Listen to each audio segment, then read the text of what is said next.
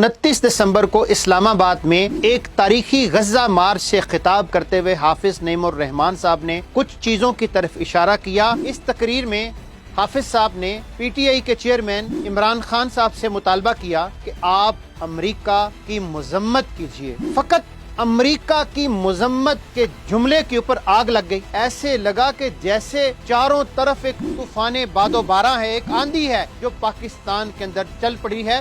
जुबानें शोले उगल रही हैं, गालियां हैं, गलोच है, गैज़ो गज़ब की एक दुनिया है जो बन चुकी है। आखिर अमेरिका की मजम्मत करने के ऊपर इतना तूफान क्यों बरपा है सर? क्या अमेरिका की मजम्मत नहीं की जा सकती? क्या दुनिया के अंदर जितना फसाद बपा है इस वक्त, उस सारे फसाद की जड़ अमेरिका नहीं है सर? और आप तो खुद कहते थे कि आपकी हुकूमत को खत्म करने के पीछे कौन है? अमेरिका है। अब उसी अमेरिका की अगर मजम्मत करने की बात आ रही है तो सर आप इतने आबला पाक क्यों हो रहे हैं? जेल के अंदर से बैठकर ट्रंप को लगने वाली गोली की मजम्मत की जा सकती है। आप ट्रंप को मुबारकबाद दे सकते हैं। जेल के अंदर से बैठकर IMF को खत लिखा जा सकता है। जेल के अंदर से बैठकर पाकिस्तान के वफाक के ऊपर हमला करवाया जा सकता है। जेल के अंदर से बैठकर सारे काम किए जा सकते हैं, लेकिन अगर एक नहीं किया जा सकता तो अमेरिका की मजम्मत नहीं की जा सकती। क्यों? ये वो सवाल है जो इस वक्त गर्दिश कर रहा है।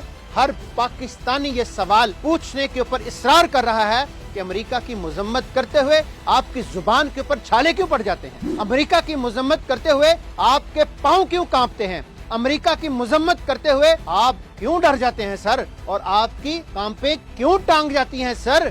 जरा सी बात थी कि अंदेशा अजम ने जिसे बढ़ा दिया है फकत ज़ेबे दास्तां के लिए। ये क्यों आपने इतना तूफाने बदतमीजी खड़ा कर दिया? क्या हुआ आपको? किसने आपकी दुम के ऊपर पांव रख दिया? बताइएगा जरा, सोचिएगा जरा। इसलिए हम ये समझते हैं कि हमारा ये मुल्क है, हम सब का मुल्क। पॉलिटिकल वर्कर को, सियासी कारकुन को एहतियात के साथ, तदब्बुर के साथ, तहम्मुल के साथ और दलील के साथ बात करनी चाहिए। इसलिए अपनी तरफ देख के, अगर आप शीशे के घर में रहते हैं तो किसी पे पत्थर मत फेंकिएगा, क्योंकि जो पत्थर आपकी तरफ आएगा आपके शीशे के घर को चकनाचूर कर देगा वो पत्थर सर, ज़हन में रखिएगा। और हाँ, याद रखिए, हाफिज नईम उर रहमान था कि जब पीटीआई के ऊपर पाबंदी की बात आई, हाफिज नईम उर रहमान साहब ने डट के मुखालफत की। आपका इंतखाबी निशान छीना गया, हाफिज नईम उर रहमान ने आपका पूरा मुकदमा लड़ा। आपने बाजवा साहब की हिमायत की, जमात इस्लामी ने मुखालफत की। आपने बाजवा को कौम का बाप कहा, जमात इस्लामी ने मुखालफत की। और सर,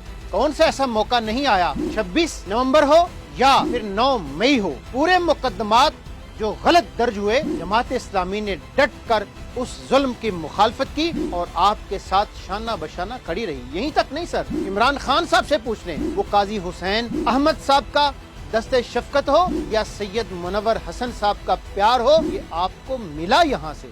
और नईम उर रहमान तो इस वक्त कौम की आंखों का तारा बन चुका है सर। नईम उर रहमान तो इस वक्त नौजवानों की उम्मीदों का मरकज़ो महवर बन चुका है। आप इससे क्यों खौफ खा रहे हैं नईम उर रहमान से सर? आपको क्या तकलीफ है नईम उर रहमान से सर? उसने तो आपका मुकदमा लड़ा। आइए सब मिलजुल कर, ये हमारा वतन है, ये हमारा मुल्क है, ये हमारी मट्टी है, ये हमारी सरजमीन है, ये हमारे सर का ताज है, ये हमारा मुल्क है। ये मुल्क आगे बढ़ेगा तो हम सब आगे। आइए नईम उर रहमान के साथ इस जुल्म के निजाम के खिलाफ जंग होगी और नईम उर रहमान के संग होगी। नईम उर रहमान जिंदाबाद, पाकिस्तान पाइंदाबाद।